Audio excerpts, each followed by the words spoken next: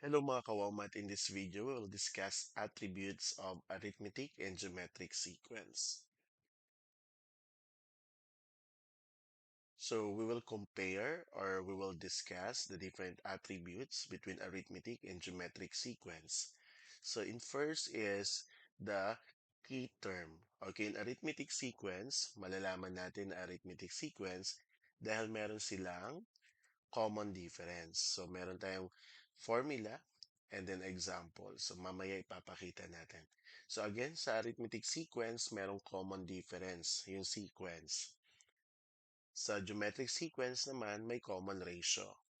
So, the formula for arithmetic sequence, a sub n is equal to a sub 1 plus n minus 1 times d. So, yung a sub 1, ito yung first term ng sequence. Yung n is the term position. Yung d naman, that is the common difference. So, yung formula naman for geometric sequence, we have a sub 1 multiplied to r raised to n minus 1. So, again, yung a sub 1 natin dyan is yung first term ng given sequence. Yung r is the common ratio. Tapos yung n is the position or the term position. So for example, sa arithmetic sequence natin, so we have 2, 5, 8, 11. So bakit siya arithmetic sequence? So kung titingnan natin, so yung difference ng first and second, tapos second and third, third and fourth ay 3. So paano kukunin yung common difference? Yung second term minus the first term. So, 5 minus 2, 3. So, kung ito rin ang i-check natin, 8 minus 5, 3. 11 minus 8, 3. So, ibig sabihin, may common difference silang positive 3. Kaya, siya arithmetic sequence. Sa geometric sequence naman, so for example, we have 2, 6, 18, and 54. So, pag titingnan natin, ang difference ng bawat term, so 6 minus 2, 4. 18 minus 6, 12. So, dito 4 tapos kasunod 12, magkaiba. So, hindi sila arithmetic sequence. Pero, kapag dinivide natin, kasi kailang constant, di ba? 6 divide 2, that is 3. 18 divide 6, 3. 54 divide 18, 3. So, pare-parehong 3. So, that is the common ratio. So, yan ang pagkakaiba nila, no? Given the formula and the examples ng arithmetic sequence and geometric sequence.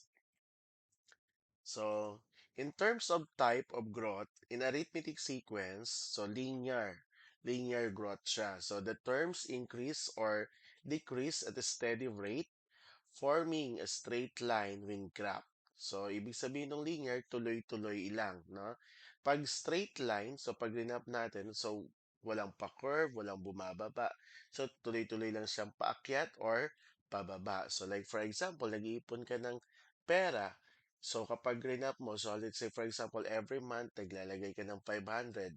So, constant yun na every month, naglalagay ka ng 500. So, kapag rinap mo yun pataas, tuloy-tuloy lang. But in geometric sequence, the exponential growth or decay, the terms increase or decrease rapidly, forming a curve when graph. So unlike sa arithmetic sequence, tuloy-tuloy lang dito. So pwedeng bumaba, tumaas, baba, taas ulit, o kaya bumaba. So hindi siya consistent, no, yung graph na straight line. So So, the application or the real-life application of arithmetic sequence, so kagaya na nabanggit ko, used for problems with a consistent fixed change, like savings account with a regular monthly deposit.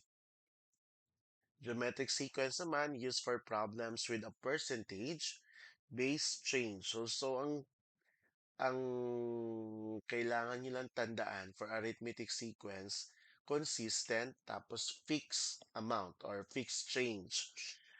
Dito naman sa geometric sequence, may percentage-based change. Okay, so yun ang pagkakaiba ng dalawa. So like population growth or compound interest. Okay, so para mas maintindihan, I'll give you a practice exercises. So for each sequence, identify if it's arithmetic or geometric. and then state the common difference or common ratio. So kapag arithmetic, kukunin mo yung common difference. Kapag geometric naman, kunin nyo yung common ratio. So for number 1, the given sequence 10, 20, 30, 40. So kapag tines natin yung common difference, okay, pasok, no? Lahat sila pare-pareho na ang common difference ay 10. So this is arithmetic sequence. So ang common difference nila ay 10. Number 2, 3, 6, 12, 24. So, kapag chinek natin yung common difference, magkaiba sila, di ba? 6 minus 3, 3. 12 minus 6, 6. So, magkaiba. So, tingnan natin yung common ratio nila. 6 divide 3, 2. 12 divide 6, 2. 24 divide 12, 2. So, pare-pareho yung common ratio. So, this is geometric. And the common ratio is 2. Next, 15, 12, 9, and 6. So, what do you think? Ano sa tingin nyo? So, tingnan mo muna no, sa arithmetic kung pare-parehas ba ang common difference. 12 minus 15, negative 3. 9 minus 12, negative 3 din. 6 minus 9, negative 3. So, doon pa lang, check mo na at makukuha mo na ito ay arithmetic. So, dahil meron silang common difference na negative 3. Number 4, negative 4, negative 8, negative 16, negative 32. So, i-check natin yung common difference. Negative 8 minus negative 4. Di ba magiging negative 8 plus 4 yon? So, the answer is negative 4. Negative 16 minus negative 8. So, magiging negative 16 plus 8. So, negative 8. So, dito negative 4, dito negative 8. So, magkaiba sila ng difference. So, tingnan natin yung common ratio. Negative 8 divided by negative 4, positive 2. Negative 16 divided by negative 8, positive 2. Negative 32 divided by 16, positive 2. So, pare-pareho sila ng common ratio. So, this is geometric. So, ang common ratio nila ay positive 2. Next, 100, 95, 90, 85. So, check again natin kung arithmetic ba or geometric. So, ang una yung titingnan kung may common difference. 95 minus 100, negative 5. 90 minus 95, negative 5. 85 minus 90, negative 5 din. So, again, doon pa lang check na agad na yan ay arithmetic. So, yung common difference ay negative 5. So, I hope naintindihan kung paano identify kung arithmetic ba or geometric yung isang sequence. Paano naman kapag sa problem? So, given the problems, identify mo kung anong gagamitin mo, kung arithmetic ba or geometric. For example, a bus company offers free rides on EDSA. On the first trip, there were 25 passengers. For each subsequent trip, the number of passengers increased by 5. So, nandun yung, okay, so parang first term mo 25. So, sa bawat subsequent trip niya, merong nadadagdag na tigpa 5. So, let's say sa una, 30, sa pangalawa na, naging 35 na yung pasahero niya, sa apat, 40. So, what do you think? This is geometric kasi constant, no? Constant yung 5 na dinadagdag. Tama? So, number 2. Again pala, number 1 is arithmetic. Okay, dahil constant yung pag-add ng 5, so pag-increase ng 5, so that is arithmetic. Number 2, in a small community, there are two initial cases of COVID-19. So if the number of cases triples each week, okay, so nandun yung word na triples. So every week, nagti-triples, no, yung uh, COVID-19 cases. So like for example, this week ay 5. So next week, dodoble siya ng 3. No? So the 12 week, ilan na? And then, after that, the next week ulit, dodoble naman yon. Okay, ay hindi, magti-triple. Triples nga pala, no? So, what do you think? Cons- Consistent ba? Okay, so that's not arithmetic. So, geometric siya. Okay, geometric sequence. So, nagti-triple eh. A fisherman caught 100 kilograms of fish on that on the first day. Due to changing weather, his catch decreased by 8 kilograms each day. So, kung may 100 kilograms at the first day, so tingnan natin, his catch decreased by 8 kilograms. So, nandun yung bawat araw bumababa. So, consistent na bumababa every day ng 8 kilograms. So, therefore, this is arithmetic sequence. Number 4, Maria started her online business with an initial capital of 5,000 pesos.